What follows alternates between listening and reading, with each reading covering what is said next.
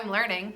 You know what I'm learning? I'm learning to smile at the camera at the very beginning of my videos. Otherwise, when I upload them to the YouTubes, sometimes it's like that face or something. And it's not very cute. It's not very flattering. I mean, it's cute because I'm cute. But maybe it's not flattering. Anyway, hi. Happy Monday. Happy winter solstice.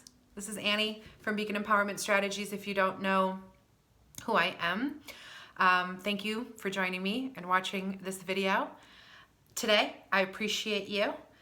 I had a conversation with an ex of mine this weekend, and he was talking about the stress of the relationship that he's in. The relationship that he's currently in is not working, and he's upset by it, right? And he doesn't necessarily want to give it up, but he knows that it's coming to an end. He knows the end is inevitable, but sometimes like pulling the trigger is the hardest part.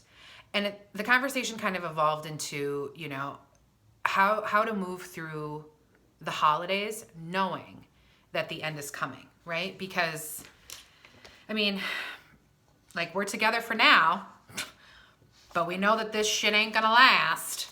What do we do? And when we know that when we know that the end is coming, or when like the end is inevitable, you know, we can become kind of like disengaged, right? We can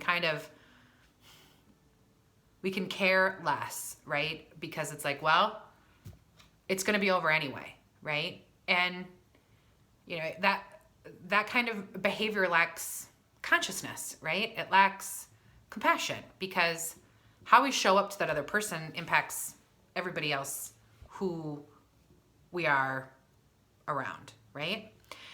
And maybe the end isn't coming immediately after the holidays. Maybe it's like, we know the end is coming, but we've got all of these things that we have to get, all these ducks in a row, right? We've got, before we can actually split, this person needs to find a new place to live. How are we gonna, you know, do the parenting?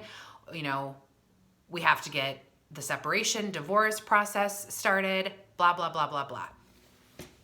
This is personal for me, okay? My parents got divorced when I was young. And you know how it was announced? It was announced, we were eating Subway. And my mom announced it at the dinner table that she wanted a divorce. There was no prior conversation between my parents. It was brought up around the dinner table with me and my brother to my dad. You can imagine. This is what happened. My dad took his Subway sandwich and he stood up and he chucked it at the door, like the glass door, walking out into the deck, right? And I will never forget the shit storm that happened, and how that level of dysfunction created massive amounts of pain and trauma, right, within me. And looking back, I'm sure my mom was so afraid to tell my dad that she wanted a divorce, you know? I'm sure. I completely, at this point in my life, I understand why maybe she needed to say it in front of the kids for her own safety, right? Maybe that was the only way that she could find courage, right? So there's not judgment of my mom or my parents for how it went down, but with my own reflection and looking back as a kid and seeing how harmful that was to me, how painful that was, both for me and for my brother, I'm sure, it gives me an opportunity to say, yeah, divorce happens, you know, people break up. Not all relationships are meant to last forever, right?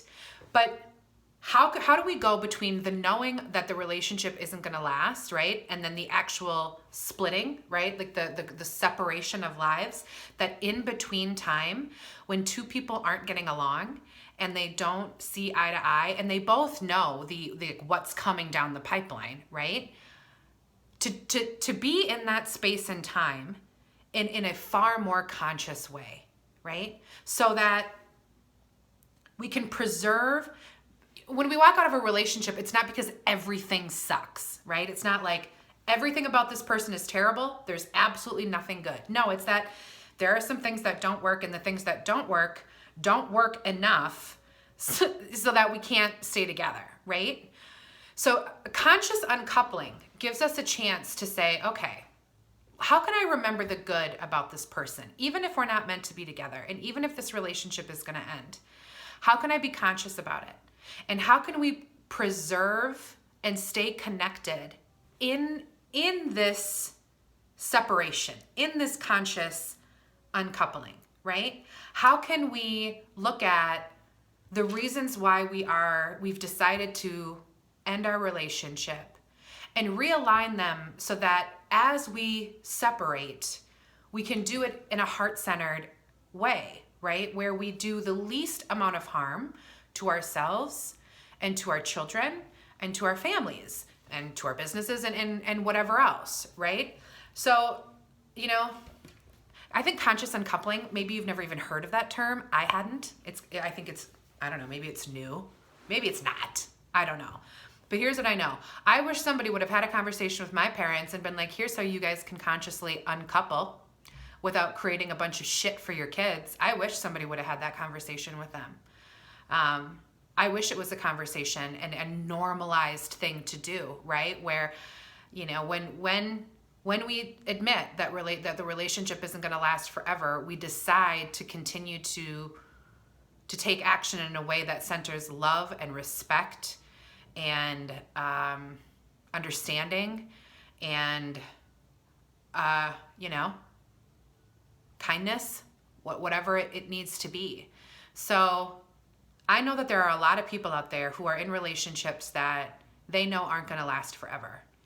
And I know that people, especially when children are involved, people desire to end relationships in a way that don't destroy or disrupt the family or harm the children in ways that aren't necessary. And we aren't expected to know how to do those things, right? So, and we can read the books, like we can read all the books on conscious uncoupling, but really having someone to hold space for us as we do that process and to help us realign, to help us stay focused on who we want to be as the process unfolds. It's a gift. It's a gift. It's a gift to us and it's a gift to our children. I think about how my relationships have ended as an adult. The chaos, the anarchy, the dysfunction, because that's what was modeled to me. That's what I knew. That's how I thought. I thought that all endings had to come with a ton of pain and a ton of suffering. And that's not true. Endings can come with grace and appreciation and gratitude. We can walk away from a relationship focusing on the good of that person, the good of what was, have a perspective of this person where we're like, thank you for all of the gifts that you gave me, and now our time is up, right? But we have to get beyond the resentment, and we have to get beyond all of the feelings that prevent us from being conscious, And maybe all we need to understand is that it's possible. It's possible to do that. So the holidays are already a stressful time. And if you or someone is in that position of the end is near, and we want to do it in a way that doesn't pit our kids in the center, that doesn't make us choose one side or the other, that doesn't show them that endings have to be painful and bad and everybody has to hate each other. If you want to do it in a way that says, sometimes relationships end, and here's how you can walk away in a really beautiful way. Here's how you can end a relationship while still staying committed to and aligned with your values. Here's a way to walk away and remain friends, right? Conscious uncoupling leads to conscious co-parenting, which is a beautiful thing. Because, divorce can do nasty things to people, and kids get lost in translation. And that's personal for me, because I was one of those kids. So if you or someone is in this position where it's like, yeah, we're going to split and we want to do it, we don't want to fuck up our kids through the process, give me a shout. Send me an email, Annie@beaconempowerment.net. I believe in the power of love, and I believe in that it's possible to end relationships and move on with our lives in a way that doesn't make us feel like a failure, that doesn't tell us a story that we're bad people or that we're failing our kids or any of that stuff. There's a way to say this relationship has run its course, it's complete, and now how can we move forward in a way that celebrates all of the good and preserves that while realigns the things that aren't working so that we can move forward with our children and in our co-parenting roles with the greatest amount of success. If that sounds like you, if that sounds like somebody that you know, reach out, send me a message, comment, something, anything, and we can explore. Yeah. Cheers to conscious uncoupling and conscious co-parenting. We need that. Kids need that. Kids need that. Kids need that stability and that security. They need that. Trust me, they need that. Okay, have a wonderful day. I will talk to you. I'll talk to you soon. Bye.